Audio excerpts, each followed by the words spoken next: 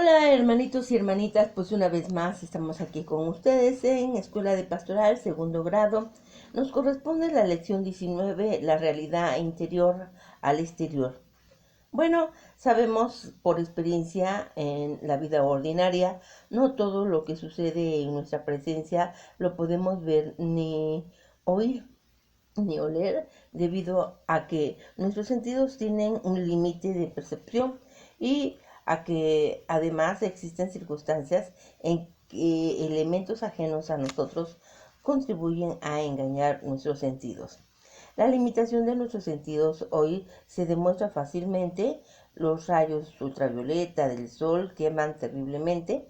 Durante un día nublado, el viento frío, de suerte que el que se expone a la intemperie por largo tiempo, engañado por las apariencias que indican frescura, pueden tostarse sin sentido.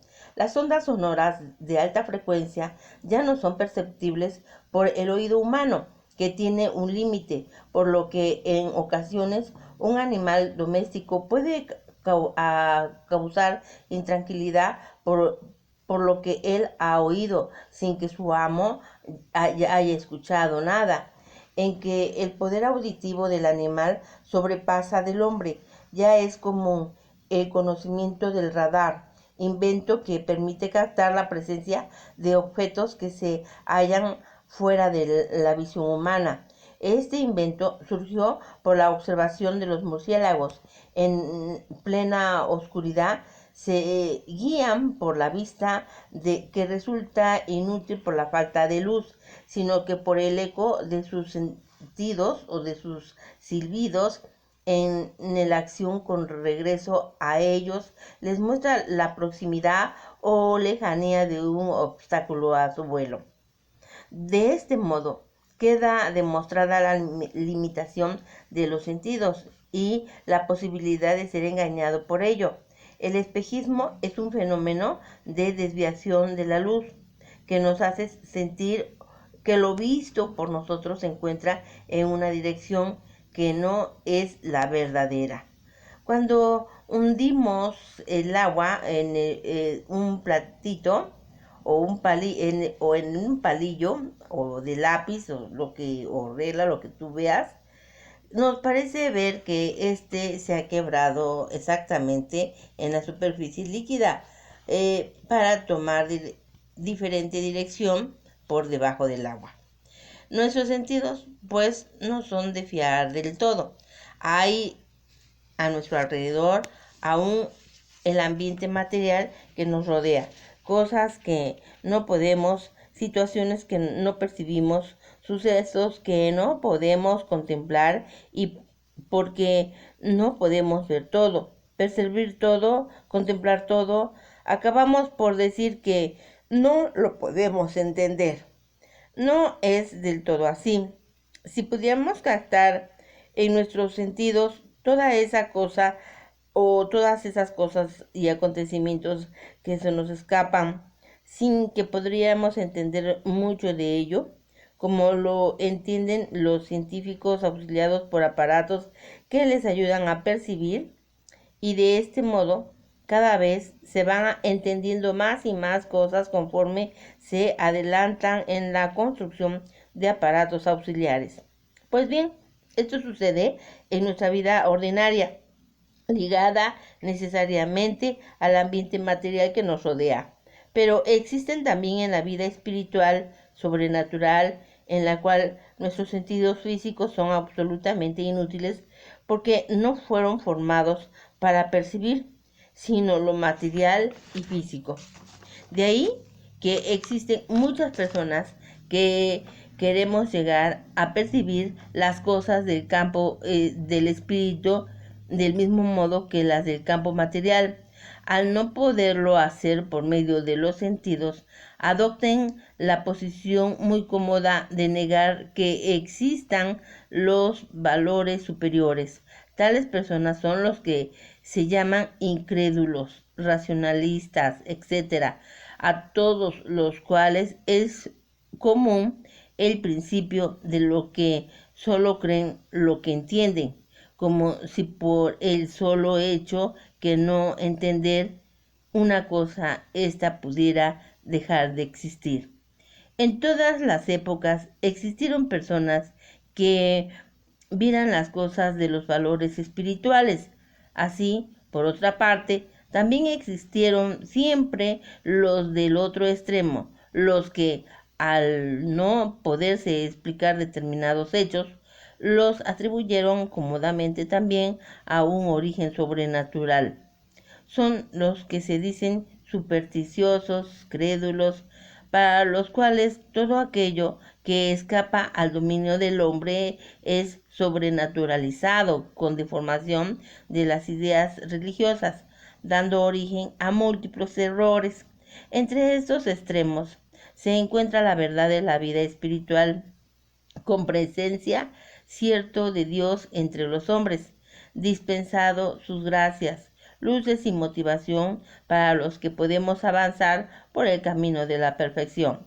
San Pablo recomienda a los Corintios, 2 de Corintios 5, 6, 7, que se mantengan siempre llenos de buen ánimo, sabiendo que mientras habitemos en el cuerpo, vivimos lejos del Señor, pues caminamos en la fe y no en la visión. Esto es, que durante nuestra vida terrena solo contamos con los ojos de la fe para contemplar el misterio de Dios. Mientras que viene esa otra vida en que el cuerpo ya no estorbará la visión beatífica del conocimiento por la fe, nos dice que es el conocimiento en ausencia, en tanto que la visión beatífica nos permitirá el conocimiento de la presencia divina. La epístola de los Hebreos 12:14 hace un llamado a procurar conseguir obtener lo único necesario para llegar al conocimiento divino por la presencia, procurar la paz con todo y la santidad, sin la cual nadie verá al Señor. Más aún, debemos procurar que la santidad florezca entre nuestros hermanos, pues añade enseguida poner cuidado en que nadie se vea privado de la gracia de Dios, en que ninguna raíz amarga retoñe ni os turbe y por ello o por ella llegue a inficionarse a la comunidad. ¿Cuánto importa, pues, la santificación de todos nosotros para llegar al conocimiento de los misterios de Dios? Con todo nuestro conocimiento de los misterios divinos a la luz de la fe, la esperanza y la claridad durante nuestra existencia terrena. Habrá siempre de ser imperfectos. 1 de Corintios 13:12. Ahora vemos en un espejo confusamente, entonces veremos cara a cara. Ahora conozco de un modo imperfecto, pero entonces conoceré como soy conocido. Con todo, Dios es una infinita misericordia de cuando en cuando hace que ocurra un hecho extraordinario, que nos permite entrever, percibir por nuestros sentidos físicos lo que de ordinario percibimos. A estos sucesos extraordinarios les llamamos auténticamente milagros. De acuerdo con su providencia, Dios siempre está actuando en la naturaleza por medio de las causas intermedias a las que nosotros solemos llamar leyes de la naturaleza. Pero Dios puede también y lo hace actuar en forma directa. Milagro es el efecto producido por Dios en forma directa sobre la naturaleza. No es necesario que exista un quebramiento de las leyes naturales. Es un efecto producido independientemente de los poderes y de las leyes naturales, y de modo tal que se puede concluir que Dios mismo, quien está más allá de las leyes de la naturaleza, es causa inmediata y directa de tal efecto, por haber actuado en forma directa o inmediata. Son los milagros que se consignan en la Sagrada Escritura. se consideran verdades de fe por el hecho mismo de estar consignados en ella. Cristo prometió a sus discípulos la continuidad de los milagros en su iglesia. Juan 14:12. Yo os aseguro, el que crea en mí hará él también las obras que yo hago, y hará mayores aún, porque yo voy al Padre, es decir, por la intención que Cristo hará por nosotros delante del Padre. La Iglesia Católica exhibe los milagros y seguirá exhibiéndolos. El católico está obligado a aceptar los milagros que la Iglesia exhibe. Con todo, el carácter milagroso de cada acontecimiento debe de ser acreditado con pruebas fehacientes. Cristo nos deja el don de hacer milagros, no como parte de las funciones ordinarias de los ministros de su iglesia, sino en función de señales sensibles que ayuden a formar la fe, concedidas a quienes tienen fe sólida. Marcos 16, 17 y 18. Estas son las señales que acompañarán a los que crean en mi nombre. Expulsarán demonios, hablarán en lenguas nuevas, tomarán serpientes en sus manos, y aunque beban veneno no les hará daño. Impondrán las manos sobre los enfermos y se pondrán bien. Estos dones se manifiestan o se consideran o se encierran dentro de los dones llamados carismas, término usado por San Pablo para denotar los poderes otorgados por Dios, ante todo para bien de nosotros, más bien que en provecho del que los recibe. 1 de Corintios 12, 7, 11.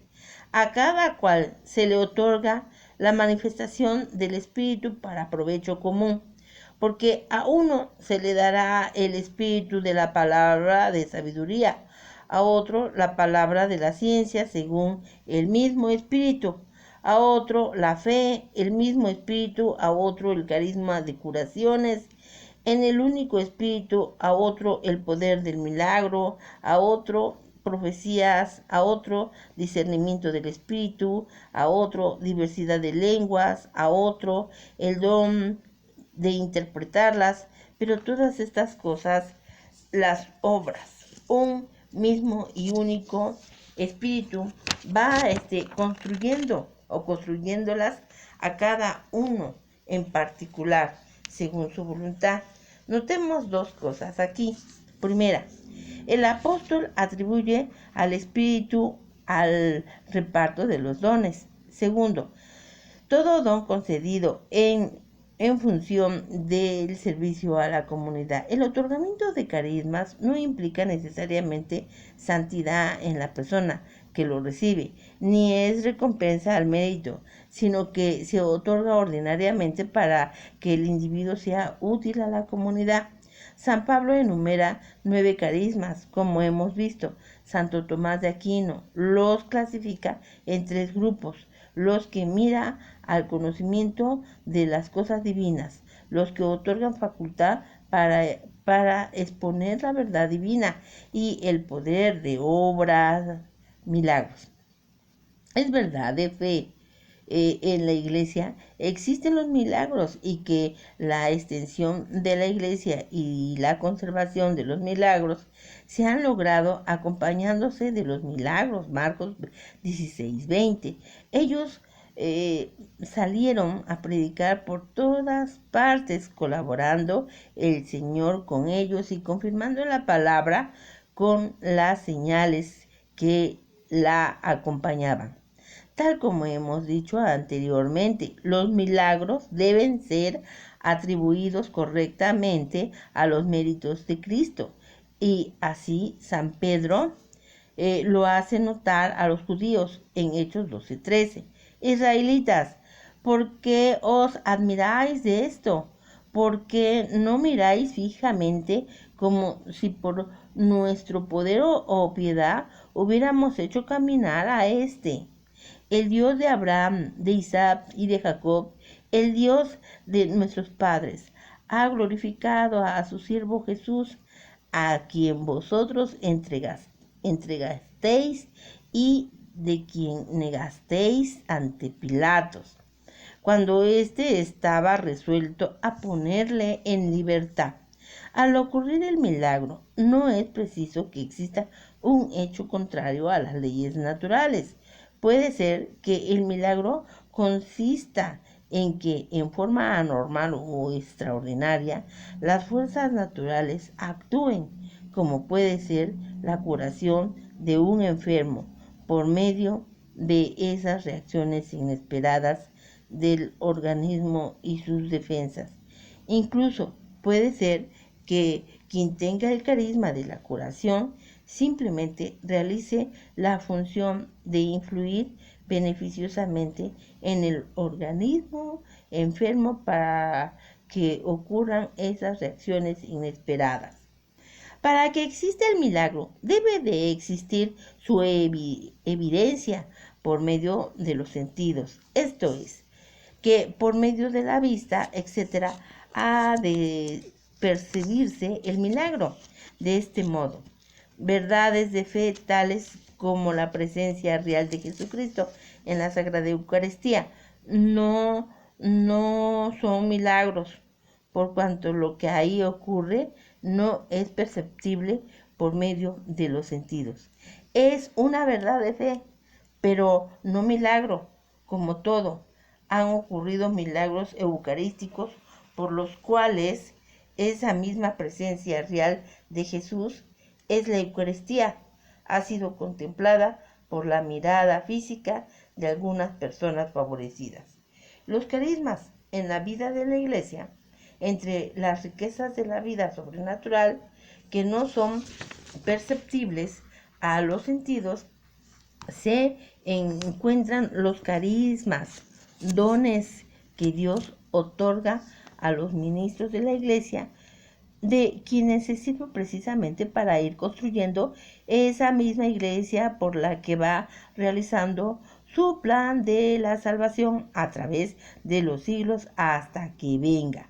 Los carismas en el cuerpo místico. En Efesios 4, 11, 16, en este pasaje se resume la doctrina paulina con respecto a la acción carismática.